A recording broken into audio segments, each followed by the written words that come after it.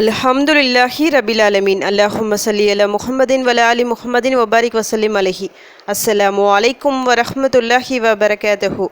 Welcome to voice of ஈமான். எல்லாரும் எப்படி இருக்கீங்க? நல்லா இருக்கீங்களா? அல்ஹம்துலில்லாஹ். அல்லாஹ் சுப்ஹானஹு வ தஆலா உங்களுக்கு நீண்ட ஆயுளையும் ஆரோக்கியத்தையும் வழங்க வேண்டும் என்று துவா செஞ்சு ஆரம்பிக்கிறேன். இன்று வியாழக்கிழமை, மிக சிறப்பான நாள். நம் அமல்கள் அல்லாஹ்விடத்தில் உயர்த்தப்படும் நாள். சொர்க்கத்தின் வாசல்கள் திறக்கப்படும் நாள். ஷவ்வால் மாதத்தின் கடைசி வியாழக்கிழமை இன்று. இன்னைக்கு ஓதுற மாதிரி மிக சிறந்த ஒரு துவாவை தான் நான் சொல்ல போகிறேன். துவாவோட ஒரு தொழுகையும் சேர்த்து நான் சொல்ல போகிறேன்.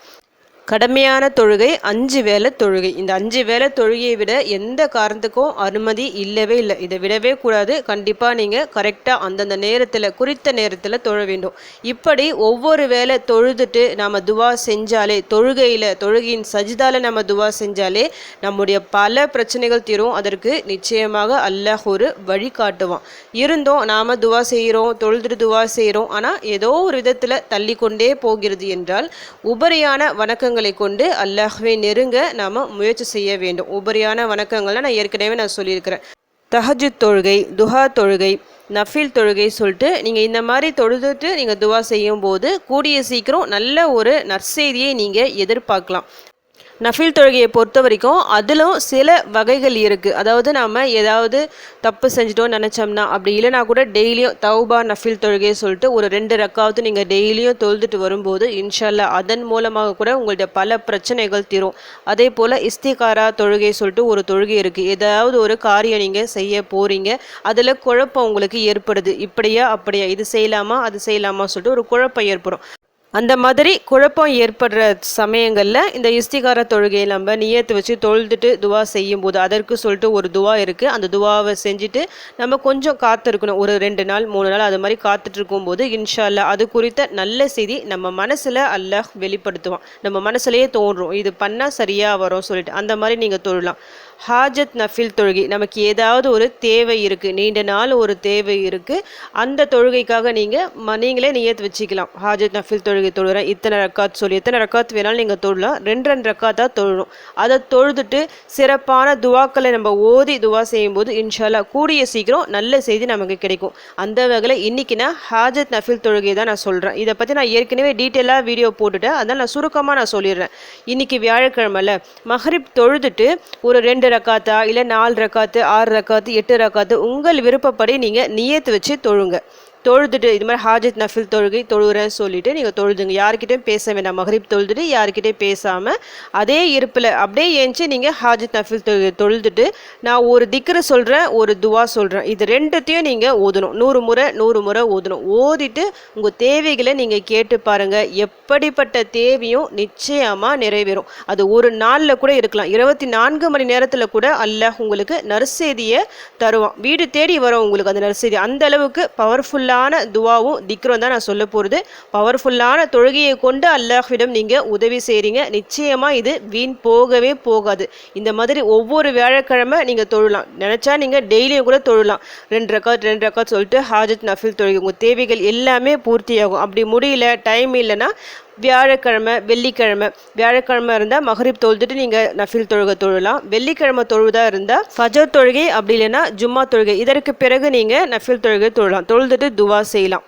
இந்த மாதிரி ஒவ்வொரு வேலையும் நீங்கள் தொழும்போது, அதாவது துவாக்களை மட்டும் ஓதாமல் இந்த மாதிரி நஃபில் தொழுகைகளை தொழுதுட்டு பிறகு துவா செய்யும் போது நிறைய பலன் கிடைக்கும். அந்த ஒரு நாள்லேயே உங்கள் கஷ்டங்கள் தீரும். இல்லை இந்த வாரம் நீங்கள் தொழுதுட்டு ஓதுறீங்க, அடுத்த வாரமே நல்ல ரிசல்ட் உங்களுக்கு கிடைக்கும். நிச்சயமாக ஆனால் கிடைக்கும்.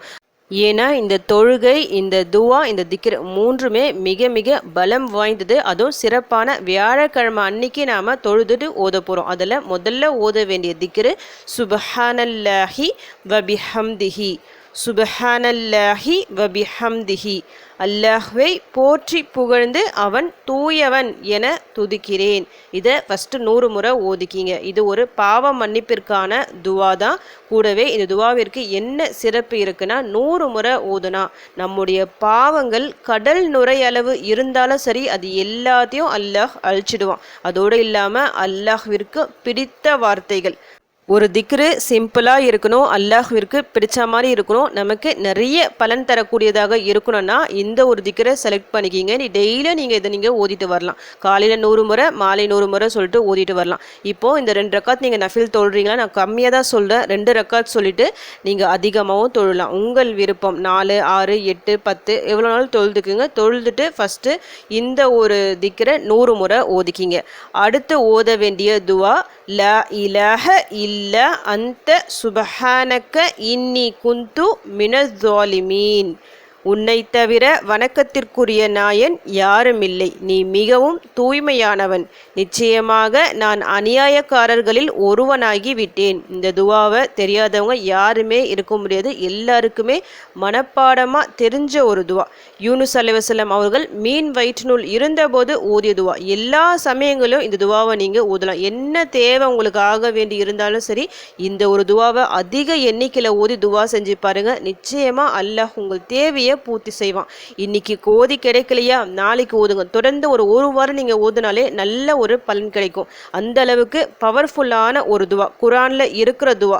ஏன்னா அல்லாஹ் வாக்குறுதி தந்த துவா இது. இந்த துவாவை நீங்கள் ஓதி கேட்டால் நிச்சயமா உங்கள் தேவையை நான் பூர்த்தி செய்வேன் சொல்லிட்டு அல்லாஹ் வாக்குறுதி தந்திருக்கிறான். இதை கொஞ்சம் அதிக எண்ணிக்கையில் நம்ம ஓதி துவா செய்யும் போது கண்டிப்பாக நம்முடைய தேவைகள் நிறைவேறும், கஷ்டங்கள் தீரும், கடன் தீரும், எந்த முசீபத்தாக இருந்தாலும் எல்லாமே விலகும். ஃபஸ்ட்டு தொழுதுக்குங்க. தொழுதுட்டு சுபஹானல்லாஹி வபிஹம்திஹி 100 முறை ஓதிக்கிங்க.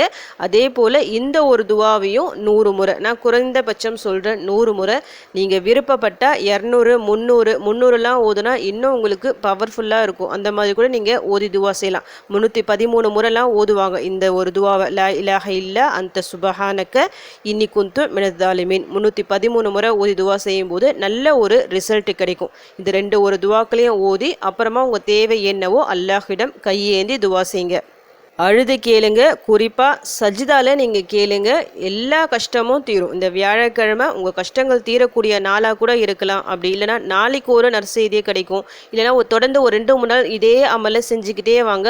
ஒரு வாரத்தில் உங்கள் நாடிய பலன் உங்களுக்கு கிடைக்கும். நீங்கள் என்ன நினச்சிருக்கீங்களோ, உங்கள் மனசில் என்ன தேவை இருக்கோ அதை அல்லாஹ் நிச்சயமாக நிறைவேற்றி தருவான். ஏன்னா இதை நானே பல முறை ஓதி பலன் கண்ட துவா இது. என்னுடைய நிறைய பிரச்சனைகளுக்கு நான் முதல்ல ஓதக்கூடிய துவா இந்த துவாவை தான் இருக்கும். நீங்களும் ஓதி பாருங்க. இன்ஷால்லா உங்களுடைய எல்லா பிரச்சனைகளும் தீரும். அப்படி இந்த துவாவை நீங்கள் ஓதி உங்கள் கஷ்டங்கள் தீரணும், உங்கள் பிரச்சனைகள் எல்லாம் தீர்ந்து ஒரு வளமான வாழ்க்கையை நீங்கள் எல்லாரும் வாழணும் சொல்லிட்டு உங்களுக்காக நானும் துவா செஞ்சுக்கிறேன். எனக்காகவும் என் குடும்பத்திற்காகவும் நீங்களும் துவா செஞ்சுக்கிங்க. அல்ஹம்துலில்லாஹ். இந்த வீடியோ உங்கள் எல்லாருக்கும் யூஸ்ஃபுல்லாக இருக்கும்னு நினைக்கிறேன். நீங்கள் தெரிஞ்ச இந்த விஷயத்தை மற்றவங்களுக்கும் எத்தி வைங்க. இதன் மூலம் அவர்களும் பலனடையலாம். இன்ஷா அல்லாஹ். அடுத்த பதிவில் சந்திக்கலாம். ஜஸக்கல்லாஹு கைரன் கசீரா. அஸ்ஸலாமு அலைக்கும் வரஹ்மத்துல்லாஹி வபரகாத்துஹு.